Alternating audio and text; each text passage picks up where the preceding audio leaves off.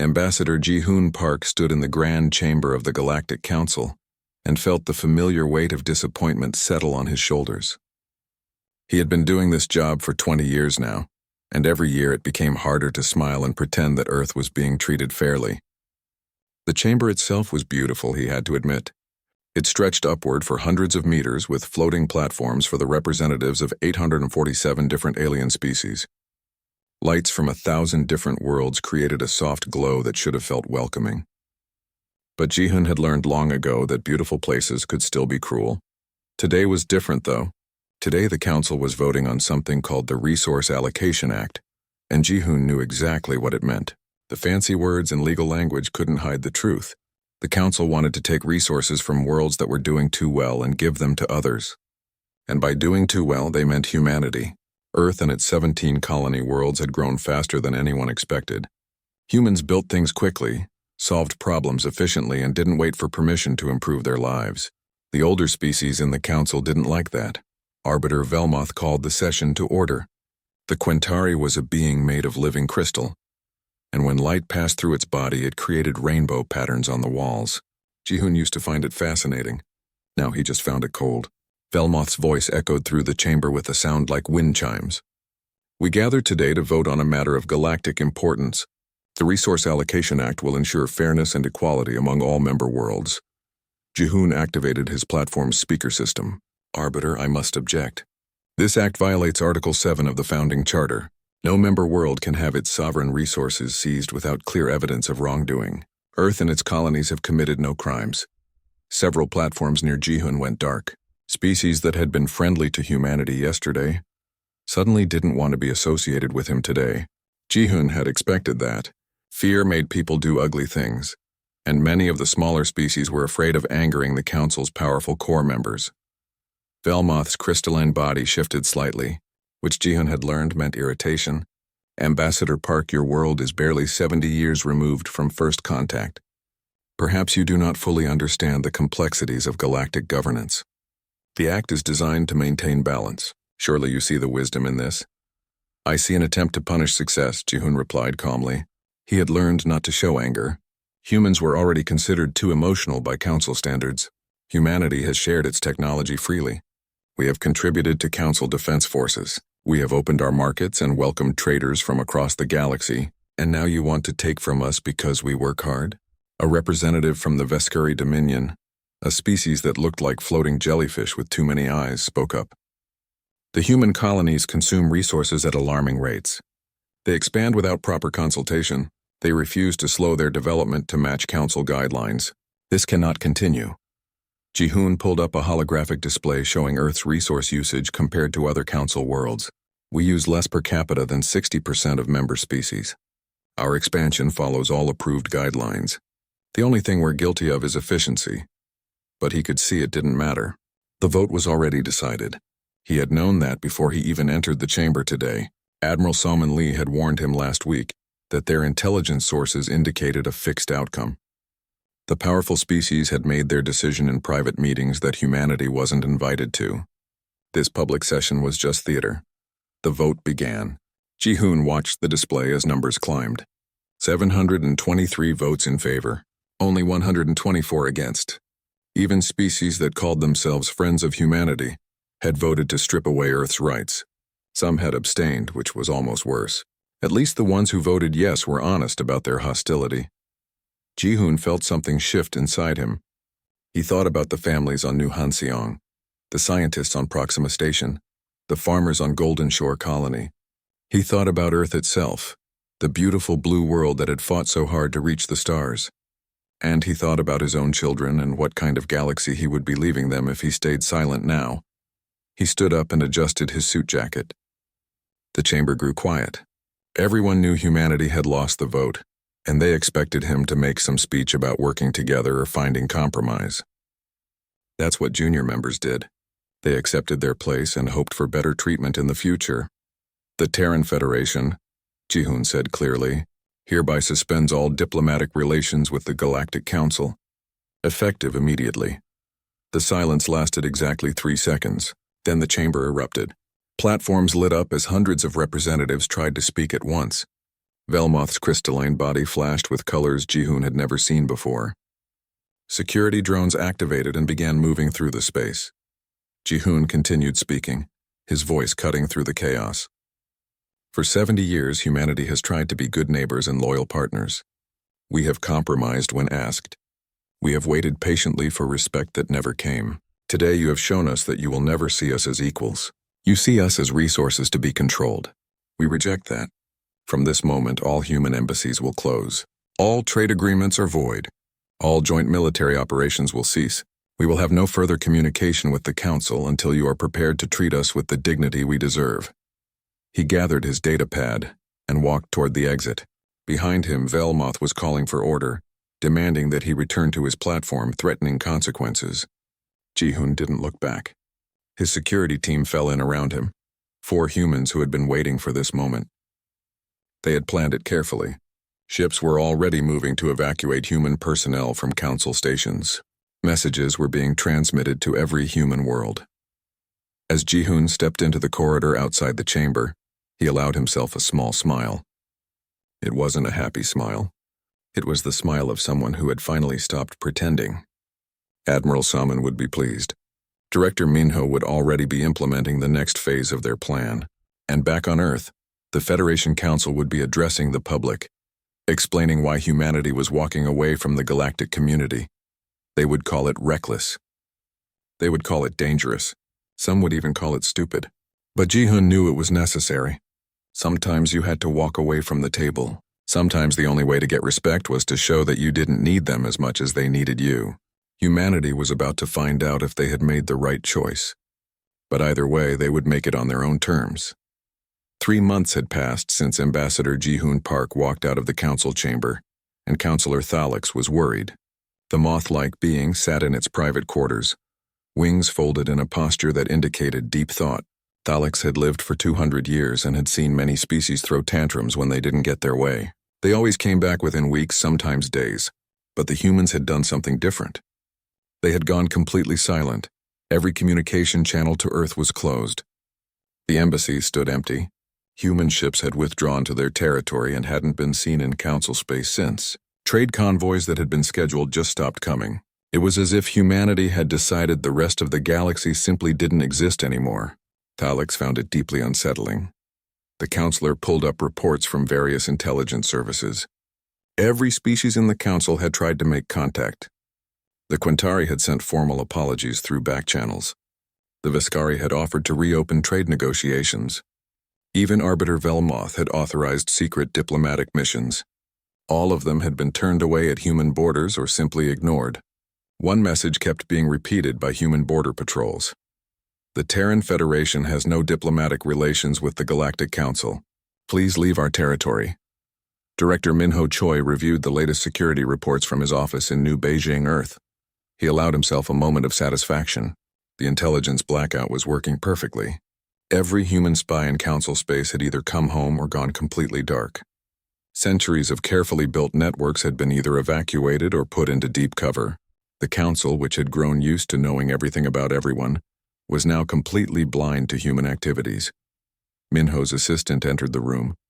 "Sir, we've received another communication from the Viridian Collective. They're asking if we'll accept food shipments as a gesture of goodwill." "Decline," Minho said without looking up. "Politely, but decline. We accept nothing from council species right now. They need to understand we're serious. Even from species that voted against the act, especially from them. If we make exceptions, the council will use it to divide us. No, everyone gets the same treatment. Complete silence until we're ready to talk." Out in the darkness between stars, Captain Jiwon Han sat in the command chair of the frigate Incheon and watched her sensor display. Her ship was one of 30 patrolling the border of human space. It was boring work most days, but important. They needed to show the council that human territory was off limits now. 3 weeks ago, a council scout ship had crossed the border. Jiwon had been the one to deal with it. She remembered the moment clearly. The alien ship had been poking around one of humanity's outer sensor stations, probably trying to figure out what humans were up to. Jiwon had hailed them 3 times, each message simple and clear. "You are in Terran territory. Leave immediately."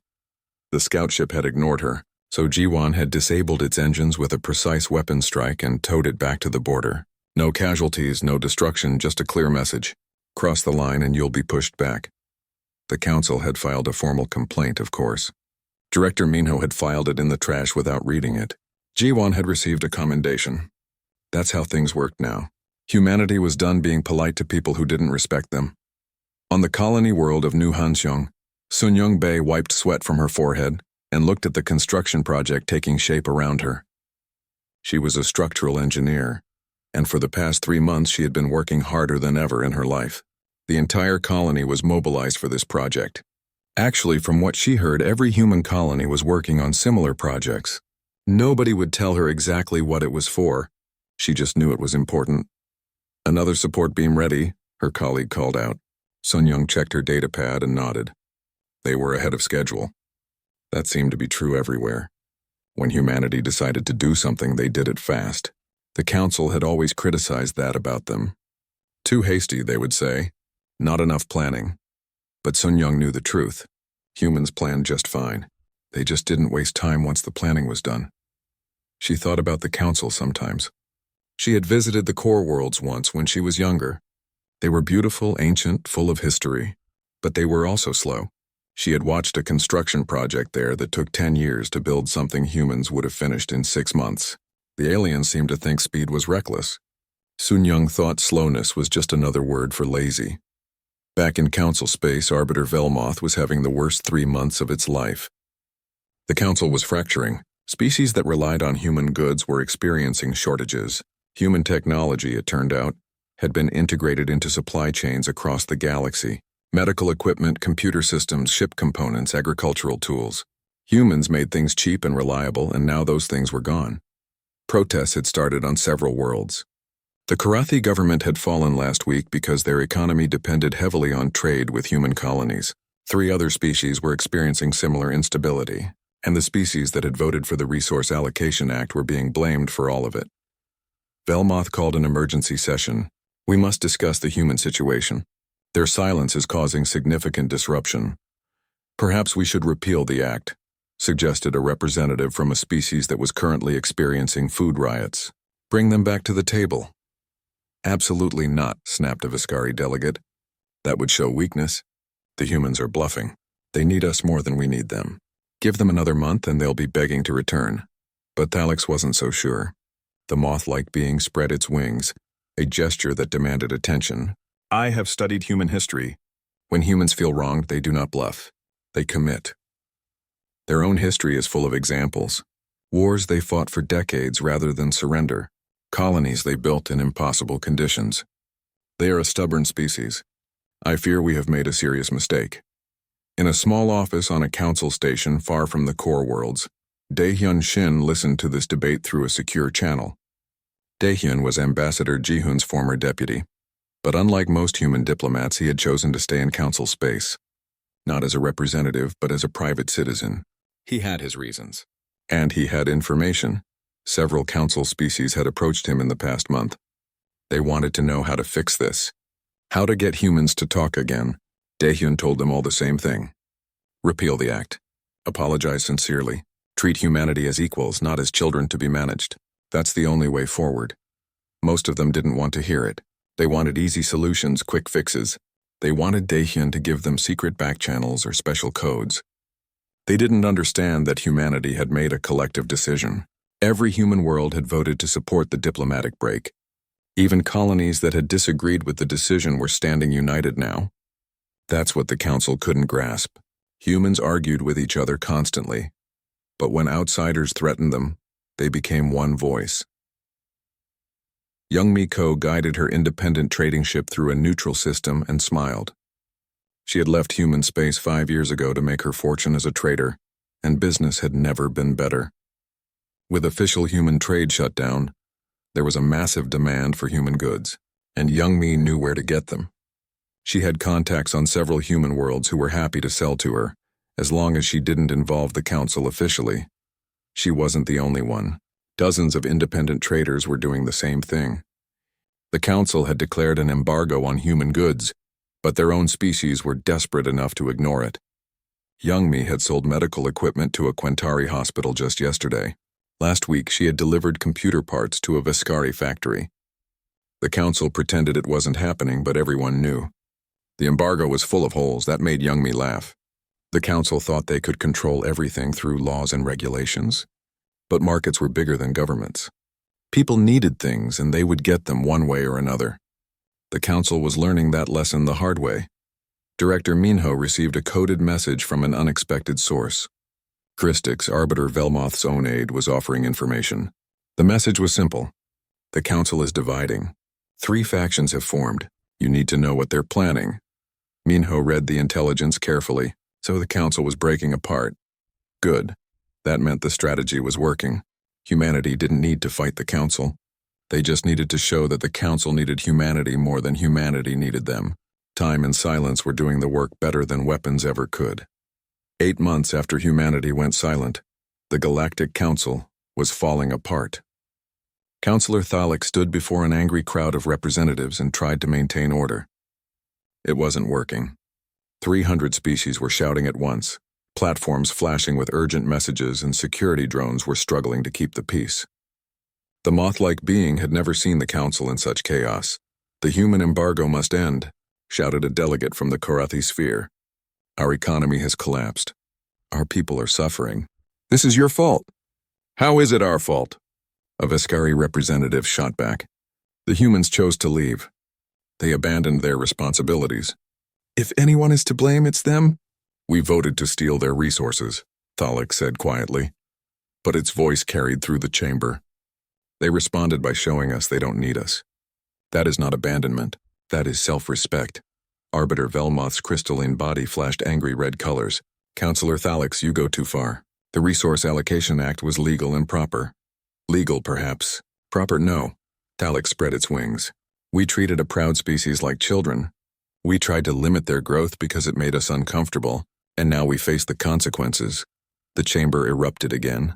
Thalik could see the 3 factions clearly now. The hardliners, mostly older species who believed the council's authority was absolute, wanted to force humanity back through economic or military pressure. The moderates, including Thalik itself, wanted to repeal the act and apologize, and the opportunists, who saw this crisis as a chance to grab power while the council was weak. It was a recipe for disaster. On Earth, in the city of New Berlin, Daehyun Shin met with a group of alien ambassadors in a private room. They had come secretly, without their government's knowledge. 5 species, all of them desperate to restore relations with humanity. Daehyun looked at them and felt a mixture of sympathy and satisfaction. Ambassador Shin, began a representative from the Talaran Concordat, a species that looked like walking crystals but weren't related to the Quentari. We voted against the act. We have always supported humanity. Surely there is some way to resume trade. Daehyun shook his head. I'm not an ambassador anymore. I can't speak for Earth or any human world. But I can tell you what I know. Humanity made a choice. We chose dignity over convenience. Until the council as a whole makes real changes, nothing will change. What kind of changes? Asked another delegate. Repeal the act. Make a formal apology. Reform the council's structure so that all members have equal voting power, not just the old species. Show humanity that you're serious about treating us as partners, not subjects. That would take years, someone objected. Then it takes years, Daehyun said simply. Humans are patient when we need to be. We've already waited 8 months. We can wait longer. After they left, Daehyun poured himself a drink and looked out at the city. He had stayed in council space for this exact reason. Someone needed to be the bridge, the translator between 2 sides that were talking past each other.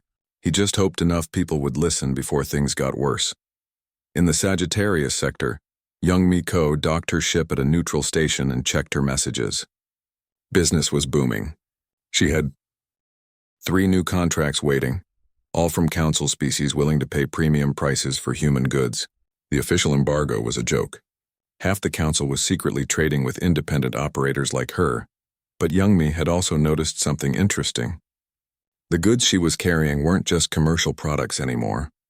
Medical supplies, yes. Computer parts, yes. But also raw materials, industrial equipment, even some military-grade components. Someone was building something big and they needed resources from outside human space. She thought about reporting it to someone. But who? The human government? She didn't work for them. The council? They would just confiscate her cargo and arrest her for breaking the embargo. So young Mi did what she always did. She minded her own business, took the money, and kept flying. On New Hanseong, Sun Yungbei stood back and looked at the completed section of the massive structure. It was beautiful in its own way, all gleaming metal and precise engineering. The project was nearly done now. 9 months of hard work, triple shifts, every engineer on the planet contributing, and they had done it. Whatever it was, her supervisor finally told her the truth last week. They were building solar collectors. Thousands of them, not just on New Hanseong, but on every human colony. On Earth itself, in orbit around every star humanity controlled. When she asked why, the supervisor just smiled. You'll see soon enough. We're going to show them what humans can do when we work together. Sun Young felt a surge of pride. The council had treated humanity like they were reckless children who needed guidance. Well, children grew up, and sometimes they surpassed their parents. In a secure facility beneath the surface of Luna, Dongyun Park worked on military strategy with a team of Earth's best tactical minds. Dongyun was Ambassador Jihoon's son, and he had inherited his father's sharp mind and stubborn will. He was currently presenting a long-term defensive plan to Admiral Suman Lee and other high-ranking officers. The key, Dongyun explained, gesturing at a holographic display, is that we don't need to beat them. We just need to make sure they can't beat us. The Council has more ships, more resources, more planets, but they also have 847 different opinions about everything. They can't move quickly. They can't make hard decisions. That's their weakness. Admiral Soman studied the display. You're talking about a waiting game. Exactly. We make ourselves too strong to threaten, too valuable to ignore, and too independent to control. Eventually, they'll have no choice but to accept us as equals. And if they try to force the issue militarily, Dongyun smiled. It was a cold smile, very much like his father's.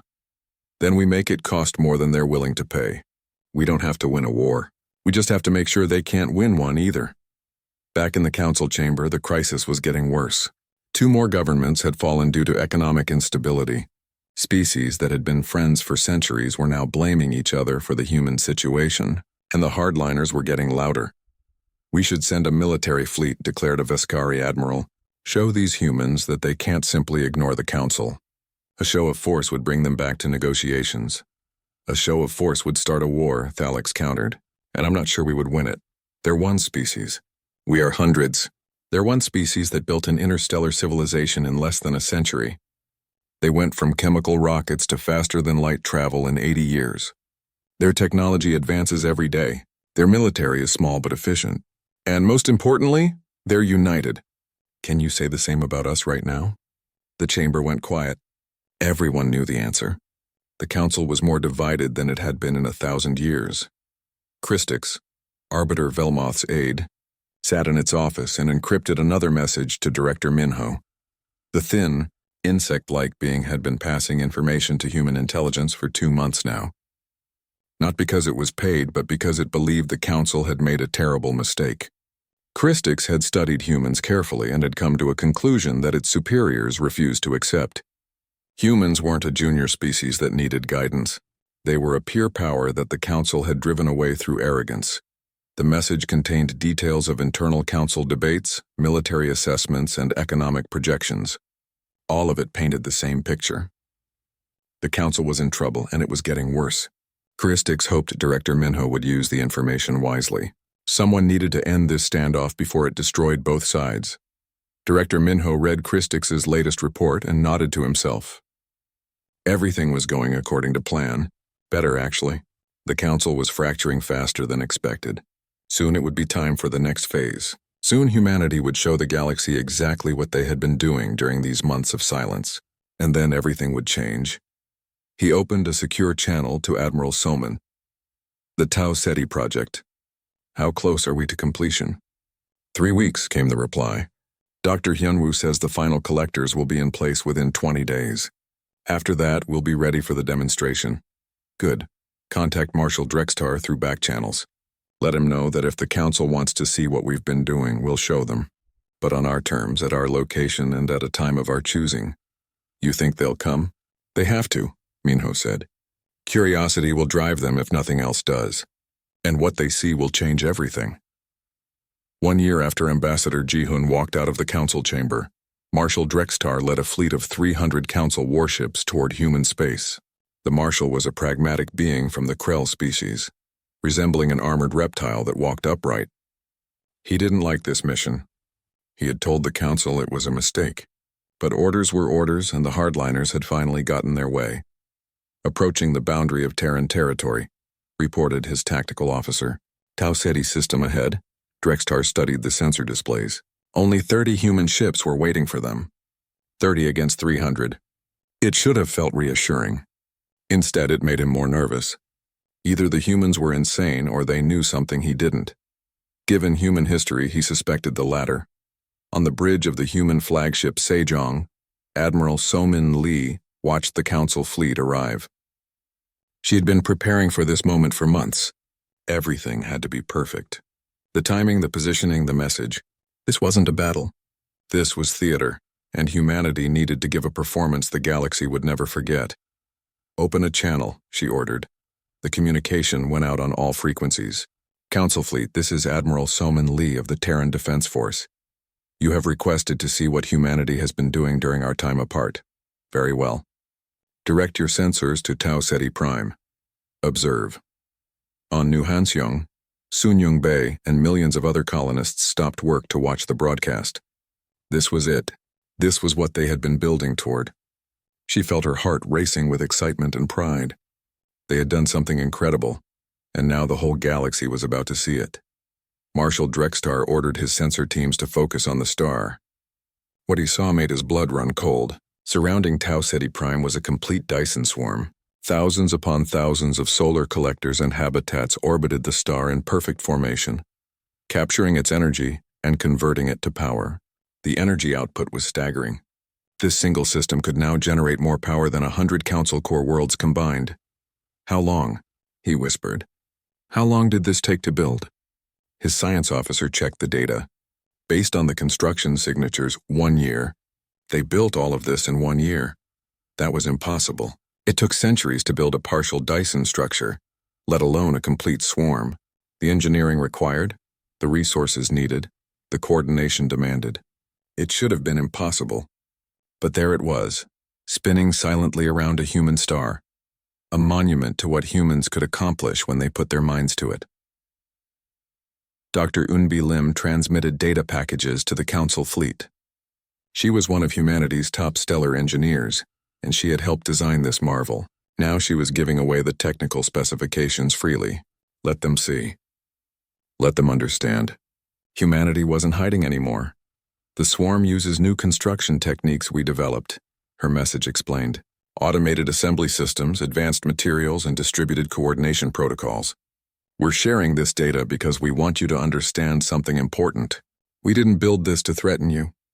We built it because we could. Because when humans decide to do something, we don't wait for permission." On Earth, in the Federation Council chambers, Ambassador Ji-hun watched the broadcast with satisfaction. His gamble had paid off. The year of silence hadn't been wasted time. It had been preparation time. Every human world had contributed to projects like this. Tau Ceti was just the one they chose to show off. There were others, equally impressive, that the council didn't know about yet. His son Dong-yun stood beside him. "Think they got the message?" "Oh, they got it," Ji-hun replied. "The question is whether they'll accept it." Back on the council flagship, Marshal Drextar was making a decision. He opened a channel to Arbiter Velmoth. "We're withdrawing immediately." "What?" "Why, you have 300 ships. And they have technology that can build a Dyson swarm in 1 year. Arbiter, I'm a military commander, and I know when I'm outmatched. We're not dealing with a junior species having a tantrum. We're dealing with a peer power that we treated like children. I'm bringing my fleet home, and I strongly suggest the Council reconsider its entire approach to humanity." Drextar cut the channel and ordered the fleet to turn around. His crew was silent, all of them staring at the impossible structure on their screens. The Marshal understood what they were feeling. He felt it too. Awe, fear, and something else. Respect. On a dozen different worlds, Boyoung Han's documentary began broadcasting. Boyoung was Captain Jiwon's younger sister, and she had spent the past year interviewing humans across all the colonies. The documentary showed scientists working together, engineers solving impossible problems, families supporting each other, and children growing up in a society that believed they could do anything. The council thought we needed them, one interview subject said. But we never did. We just wanted them to respect us. When they wouldn't, we decided to respect ourselves instead. The documentary spread through the galactic network like wildfire. Independent stations picked it up. Even some council worlds broadcast it, unable to stop their citizens from watching. The message was clear. Humanity wasn't suffering in isolation. They were thriving, building, growing, doing everything they had always done, just without council interference. Counselor Thalix watched the documentary in its quarters and felt a deep sadness. This could have been avoided. If the council had just treated humans fairly from the beginning, they could have been partners in all of this. Instead, humanity had been driven to do it alone. The moth-like being spread its wings and made a decision. It was time to take action. Thalix spent the next week building a coalition, moderate species that had opposed the Resource Allocation Act from the start, pragmatic species that realized the council's approach had failed, economic powers that needed human trade restored, even a few of the smaller species that had voted yes but regretted it now. Together they had enough votes to force a change. Arbiter Velmoth tried to stop it, but the crystalline being's authority had crumbled. Too many species had lost faith. The vote was called. The Resource Allocation Act was repealed by a margin of 531 to 316. Then came the second vote, a vote of no confidence in Arbiter Velmoth itself. It was a close thing, but Velmoth lost. The Arbiter who had ruled the council for 50 years was removed from power, and in its place, by emergency consensus, the council appointed Counselor Thalix as interim arbiter. The moth-like being's first action was to draft a formal message to the Terran Federation. To Ambassador Ji-Hoon Park and the people of Earth, the message began. The Galactic Council formally apologizes for our treatment of humanity. We were wrong. We allowed fear and pride to guide our decisions instead of wisdom and fairness. The Resource Allocation Act has been repealed. We invite you to return to the Council, not as subordinates, but as equal partners in restructuring how we govern ourselves. We understand if you refuse. We understand if you need time, but know that we are ready to listen, ready to learn, and ready to change. Director Minho received the message first. He called an emergency meeting of Earth's leadership. Admiral Soman attended. Fleet Admiral Kiwan Song, the Supreme Military Commander, joined from Luna Base. Dr. Hyunwoo and Dr. Yunbi represented the scientific community, and Ambassador Ji-Hoon sat at the head of the table.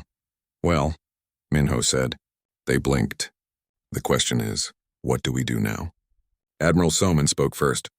We've proven our point. We can stand alone, but that doesn't mean we should. There's value in being part of a galactic community, if it's the right kind of community. Fleet Admiral Kiwan nodded. Agreed. I've been in contact with Marshal Drextar. He's a reasonable being.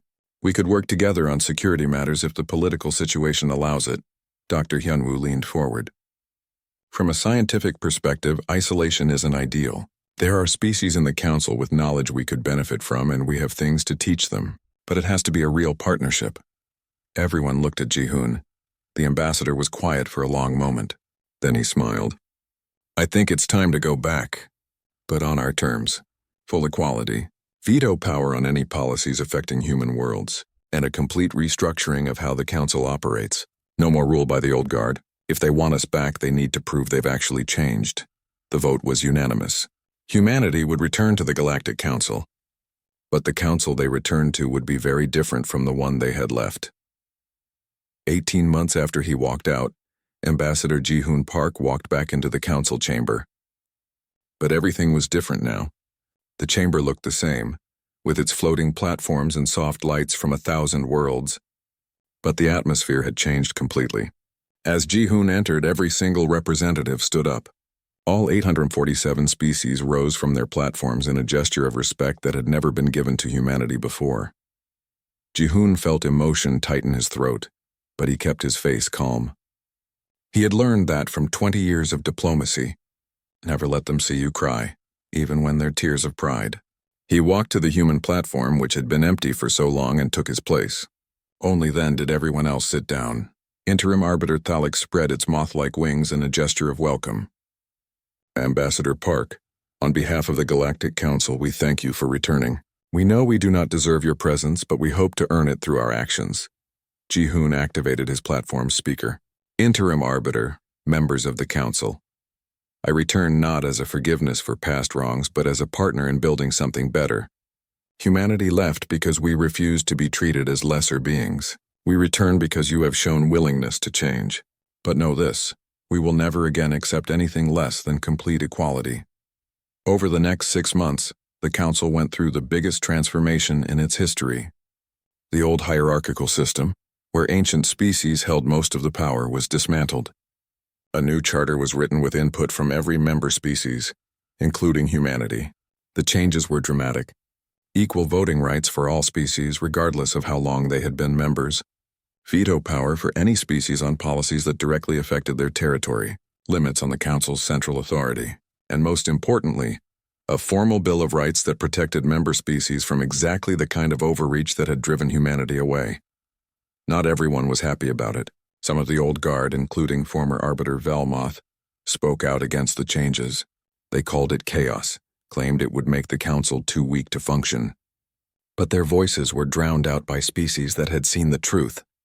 The old system had nearly destroyed the Council. The new one might actually work. Director Minho met with Marshal Drexutar in a secure location to discuss military cooperation. The two beings were very different, one human and slight, the other a massive armored reptile, but they understood each other. Both were pragmatists who cared about results more than pride. The border conflicts in the Andromeda sector, Drextar said, pulling up a tactical display. 3 species fighting over resource rights. It's getting uglier every day. In the past, the Council would have sent a peacekeeping force.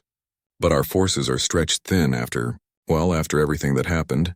You want human help, Minho stated. I want a joint operation. Human and Council ships working together. Show the galaxy that we can cooperate.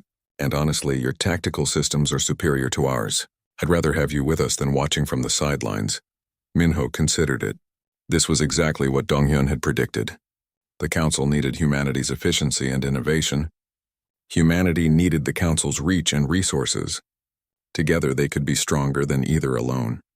I'll propose it to Admiral Soman, but our forces operate under human command even in joint operations.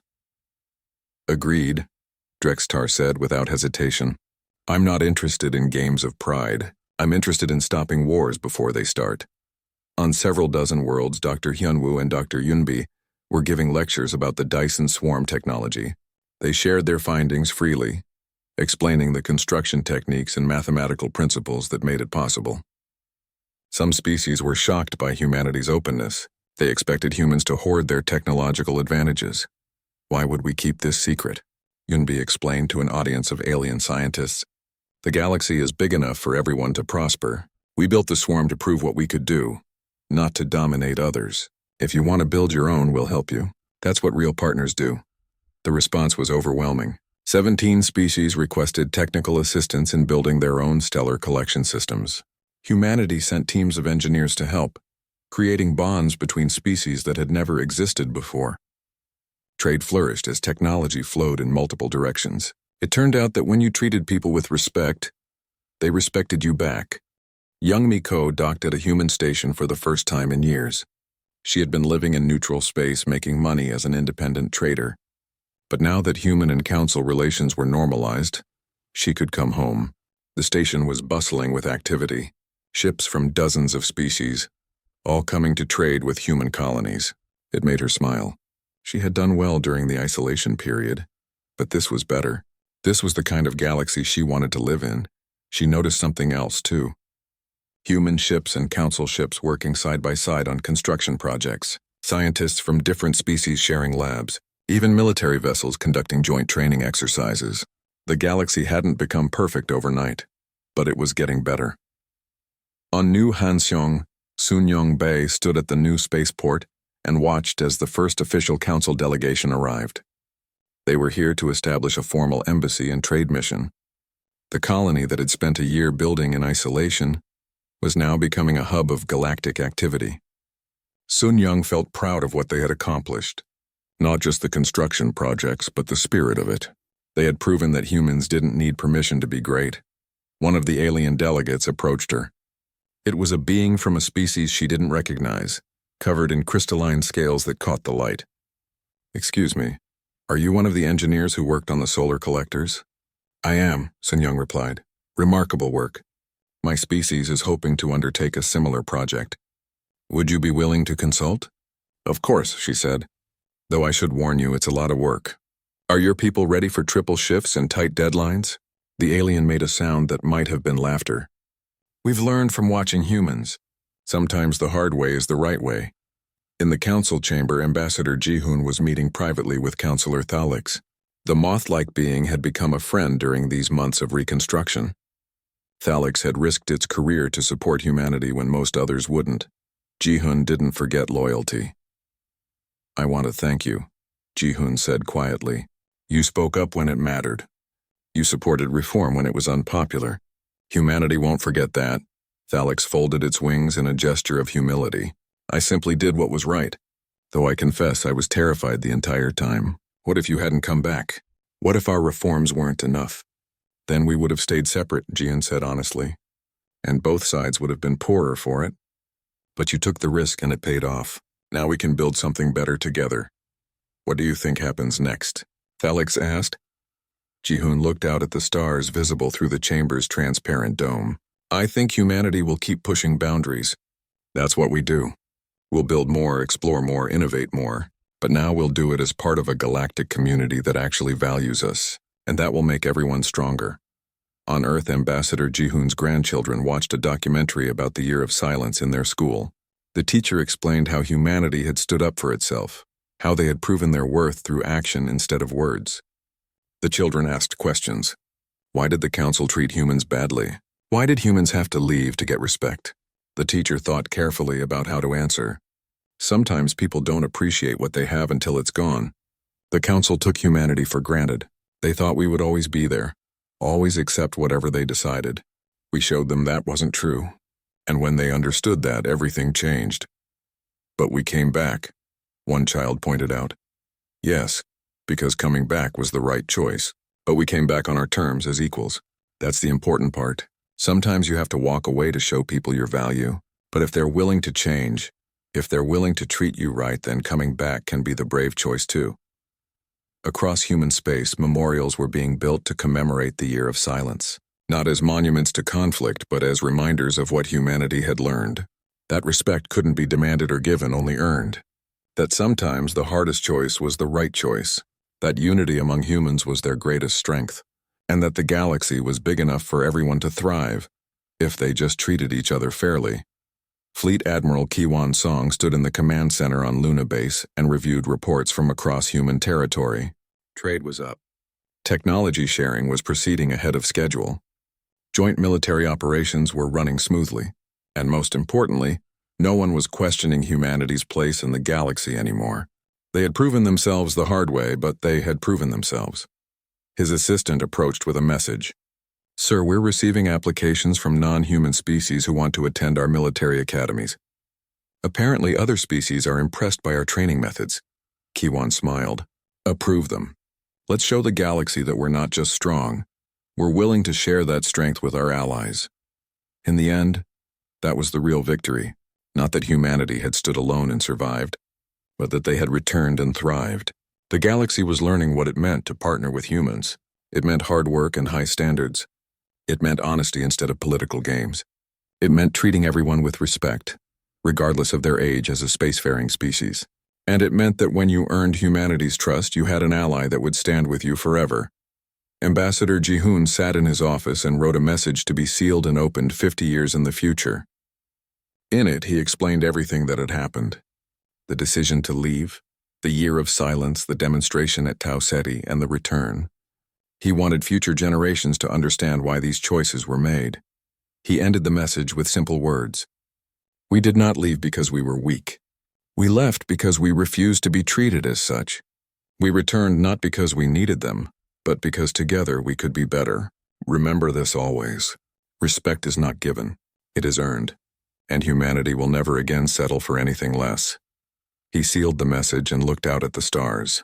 Somewhere out there, Human colonies were building, growing, pushing the boundaries of what was possible. And now they were doing it as part of a galactic community that finally understood what humanity brought to the table. Not just technology or military strength, but a spirit that refused to accept limits. That spirit had changed the Council. And maybe, just maybe, it would help change the galaxy.